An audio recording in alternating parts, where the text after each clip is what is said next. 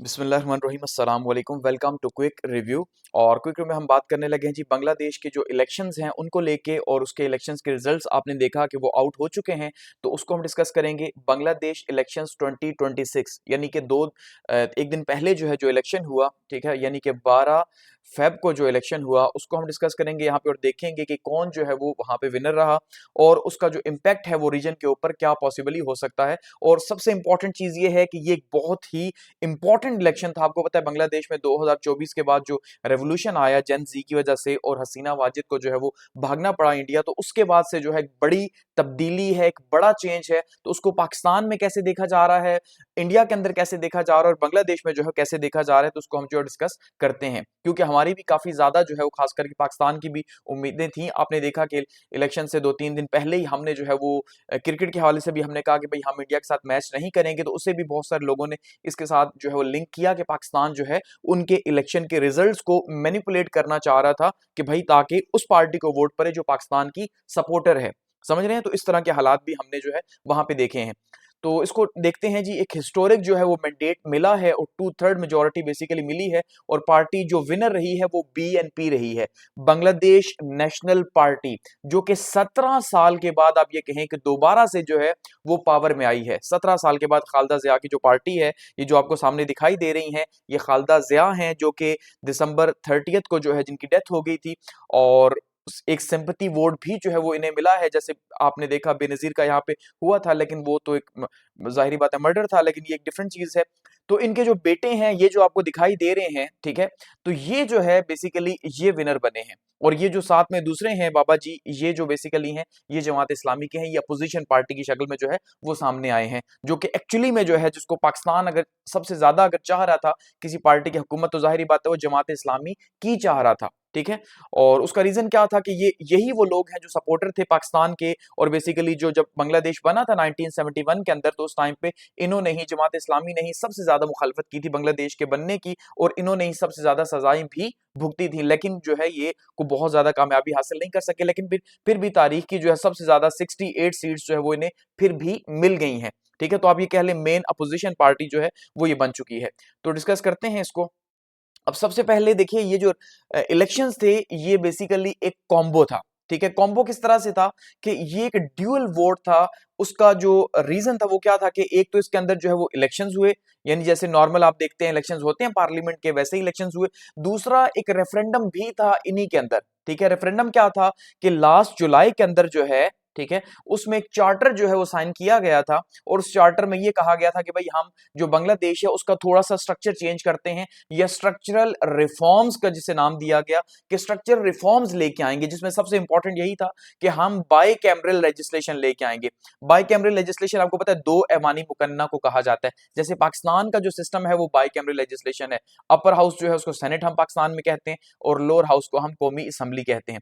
तो बिल्कुल इसी तरह से वो पहले यूनिकैमरल था, तो इन्होंने ये जो लेजिस्लेशन की थी, या ये चार्टर जो जुलाई का हुआ था, इसमें इन्होंने तय किया था कि भाई हम इलेक्शंस जो अपकमिंग इलेक्शंस होंगे उसमें आवाम से पूछ लेंगे कि भाई कैमरल लेजिस्लेशन होनी चाहिए या नहीं होनी चाहिए, तो आवाम ने उसके लिए भी एक वोट किया था।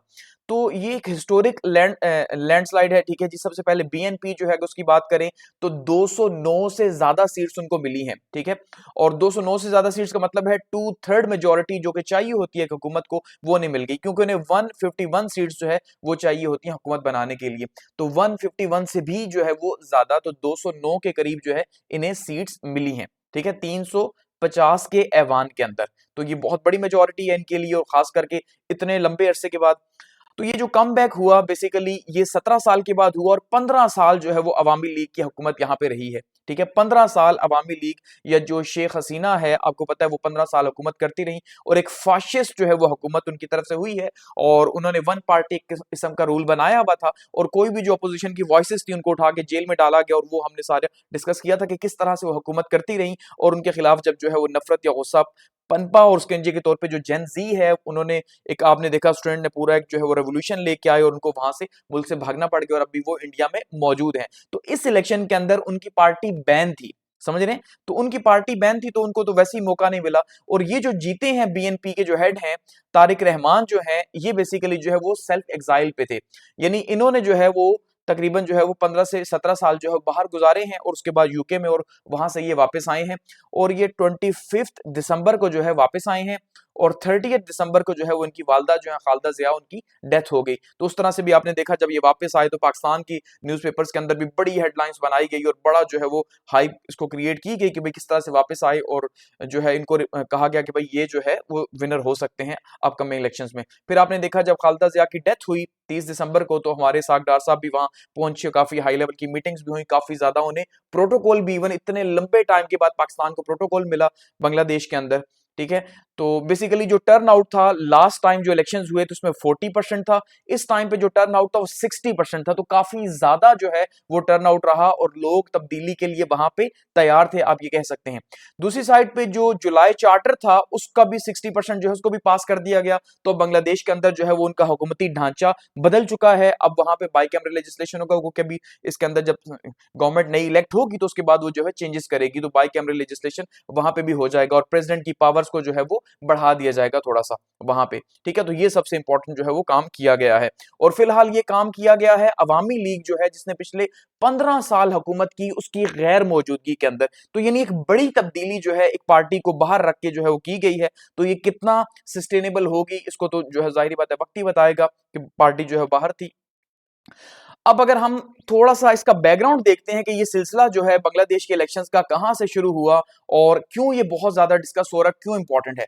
देखिए बांग्लादेश बेसिकली जब से बांग्लादेश बना है, अगर आप उसको देखें थोड़ा सा कि 1971 में हमने देखा बांग्लादेश बना, और पहले पाकिस्तान ही था जाहिर बात है बांग्लादेश, और ये सारे के सारे जो लीडर्स हैं, इंटरेस्टिंग बात यह है कि ये पहले पाकिस्तानी थे, समझ रहे हैं ना। अब जैसे अगर तारिक रहमान है जो उनकी आ गई है गवर्नमेंट, अब वो प्राइम मिनिस्टर बन जाएंगे तो वो पाकिस्तानी नेशनैलिटी भी उनकी है एक तरह से। किस तरह से कि भाई वो 1965 में पैदा हुए, तो 1965 से 1971 तक तो पाकिस्तानी थे। शेख हसीना वाजिद जो है वो पाकिस्तानी रही एक तरह से, तो वो सारे तकरीबन, तो इसका मतलब हम एक ही हैं कहा जाए अगर तो बेसिकली 1971 की जो जंग हुई जिसमें हम ये कहते हैं कि भाई इंडिया ने जो है वो मुक्ति बहानी को सपोर्ट किया और शेख मुजीब को सपोर्ट किया, और नतीजे के तौर पे क्या हुआ, हमने उन्हें गद्दार कहा और सब कुछ, यानी जो भी हुआ उसके जो प्रोस्पेक्ट है जो भी, लेकिन इंडिया जो है उसके पास बांग्लादेश का कंट्रोल चला गया। जो स्ट्रेटेजिक अलायंस बनी बांग्लादेश की वो इंडिया के साथ बनी इंस्टेड ऑफ पाकिस्तान। हम उनके जो है वो एक ही मुल्क होते हुए, सब कुछ होते हुए, हमारी दूरियां पैदा हुई 1971 के बाद, लेकिन इनकी जो है वो कुर्बतें हुई। और अब हमने देखा था कि भाई जब हसीना वाजिद जो है उनको मुल्क से भगाया गया तो उसके बाद जो है वो शेख मुजीब साहब का पुतला गिराया गया, नोट के ऊपर से उनकी तस्वीर हटा दी गई नोटों के ऊपर से, यानी काफी ज्यादा जो है इस तरह से उनके साथ किया गया। और नतीजे के तौर पर क्या हुआ जी कि भाई पाकिस्तान की तरफ हमने देखा एक टिल्ट हमें नजर आया, और पाकिस्तान को भी फर्स्ट टाइम 1971 के बाद जो है वो एक अपॉर्चुनिटी नजर आई कि भाई बांग्लादेश जो है वो दोबारा से हमारे ब्लॉक का हिस्सा बन सकता है और हम जो है वो इंडिया को सैंडविच रख सकते हैं, ठीक है। तो अब 2024 में यहाँ पे आपने देखा अपराइजिंग हुई है वहां पे और स्टूडेंट्स की तरफ से हुई है, और नतीजे के तौर पे 15 साल जो हुकूमत थी शेख हसीना की वो खत्म हो गई और वो भाग के इंडिया चली गई।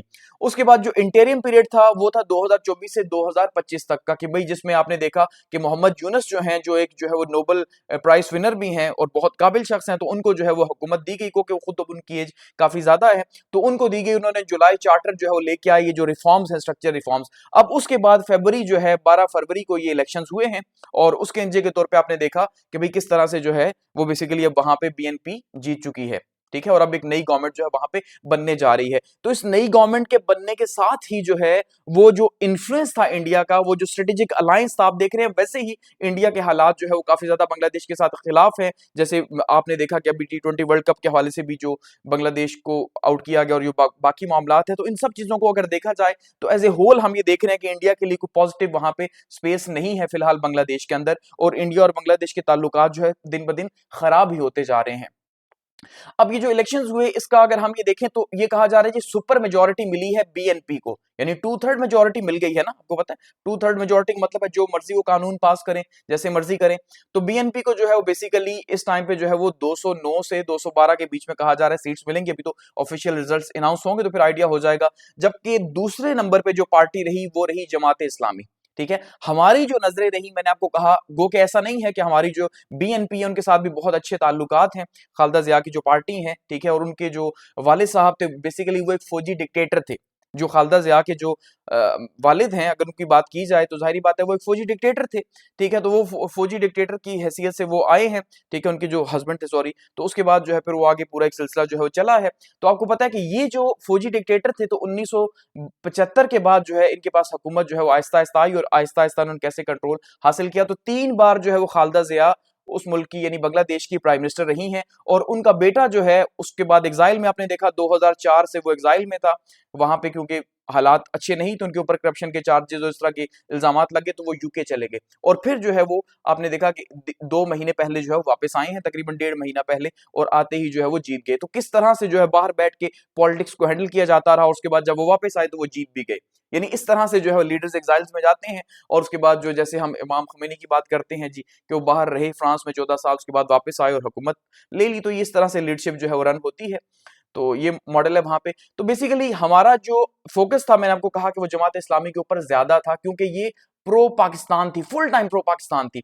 लेकिन इनके हारने का मतलब ये है कि लोग इसको तो एक्सेप्ट कर रहे हैं कि भाई हम जो है वो बीएनपी को वोट दें, ठीक है, एक नई पार्टी है, लेकिन वो इसको एक्सेप्ट नहीं कर पा रहे कि भाई हम जो है वो उन लोगों को सपोर्ट करें जिन्होंने पाकिस्तान उस टाइम पे जो है वो तोड़ने की मुखालफत की थी। इसका मतलब वो आज भी इस बात पे जरूर खड़े हैं कि भाई बांग्लादेश जो है वो बनना चाहिए था, तो वो इस हिमायत में है, बांग्लादेश बनना चाहिए था। तो इस जीत का मतलब यही है कि वो ये फेवर हरगिज नहीं कर रहे कि भाई पाकिस्तान जो टूटना है या बांग्लादेश का जो बनना है वो गलती थी, वो इसको सपोर्ट नहीं कर रही है, याद रखिएगा, ठीक है? अगर आपको ये कहा जाए कि भाई इसका मतलब, तो वहां पे भी ये कह रहे हैं कि पाकिस्तान नहीं टूटना चाहिए था और हम जो है पाकिस्तान के साथ ही रहते, तो ऐसा नहीं है। उनके वोटर्स ने जो है वो कहा है कि हम खुश हैं इसके अंदर कि भाई पाकिस्तान बनना चाहिए था, क्योंकि अगर वो खुश ना होते तो जाहिर बात है जमात इस्लामी को वो वोट देते। और जो स्टूडेंट्स की पार्टी थी वो 6 सीट्स जीत चुकी है, जेन जी, यानी कि सिर्फ 6 सीट्स, लेकिन गो कि इनका फर्स्ट टाइम था, ऊपर से एक स्ट्रक्चर नहीं बना हुआ पॉलिटिकल पार्टी का, एक पूरा जो मामला है, तो वो चीज इनके लिए इतना आसान नहीं थी।